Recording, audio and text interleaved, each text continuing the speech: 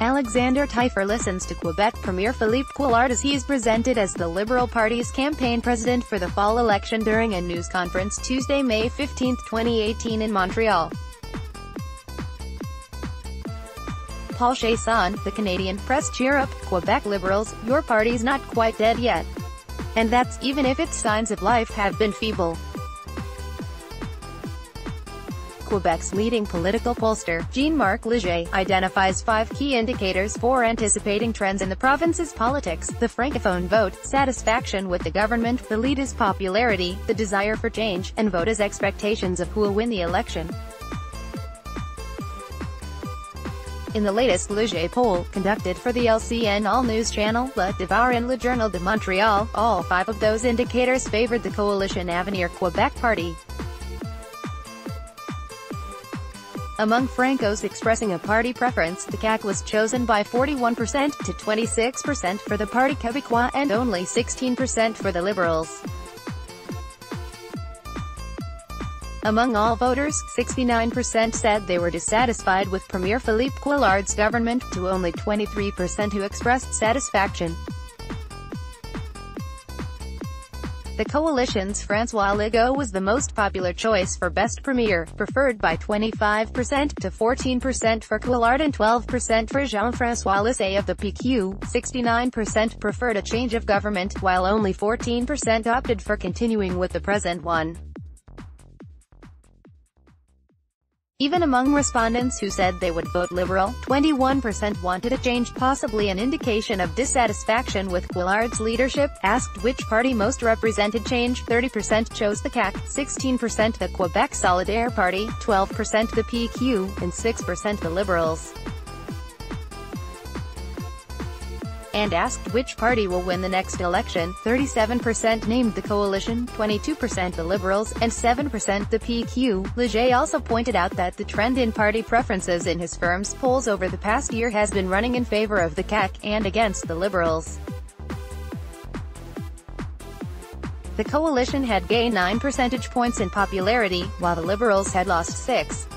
Still, all hope is not yet lost for the Liberals.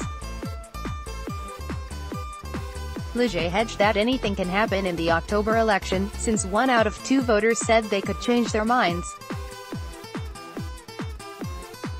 It's the most unpredictable campaign in a long time, he said. And polling analyst Philippe J.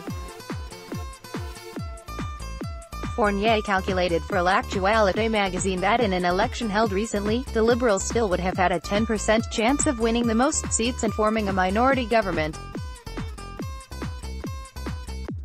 For Liberals, it's a slim hope, but better than none. Like the poll results, Fournier's projection is a snapshot of the recent situation, not a prediction of the outcome of an election 4 months from now. To win that election, the Liberals will have to buck a historical trend. Governing parties in Quebec usually don't come from behind in late pre-campaign polls to win. Since the 1995 sovereignty referendum, there have been 6 general elections in Quebec. In 2 of them, 2007 and 2008, the party in office led in Léger's polls when the election was called, and went on to win the most seats. In a third, 2014, the incumbent entered the official campaign as the frontrunner, but ended up losing. In 2 others, the incumbent was tied 2003, or trailed 2012 in popularity, when the campaign began, and was defeated. Only once, 1998, did the party in power come from behind to win. And that election was a fluke, in which the PQ lost the popular vote to the Liberals, but still ended up with a majority of the seats. The Liberals can't count on repeating that exploit, since their vote tends to be inefficient, wasted, on huge majorities in safe seats. It's true that elections now tend to be decided in the official campaign, often late. But in recent years, voters haven't been kind to incumbents. Last November, Denis Coderre became the first Montreal mayor elected since 1960 to be denied a second term. And in October, unless Léger's indicators change, Couillard's majority government will be the first elected in Quebec since 1970 to suffer the same fate. Dmacbez@gmail.com. Twitter, DMACP Gaz.